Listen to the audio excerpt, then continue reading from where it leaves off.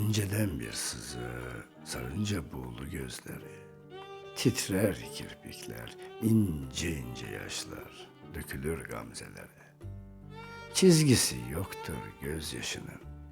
Kimi zaman kurumuş dudaklara akar, kimi zaman da hasretle yanan bir kalbe. Her damla bir acıdır, bir ağıttır. Küllenmemiş sevdaların haykırışıdır, sitemidir sevgiliye, isyanıdır kadere. Her damla bir pınardır sevdalıların yüreğinden gelen.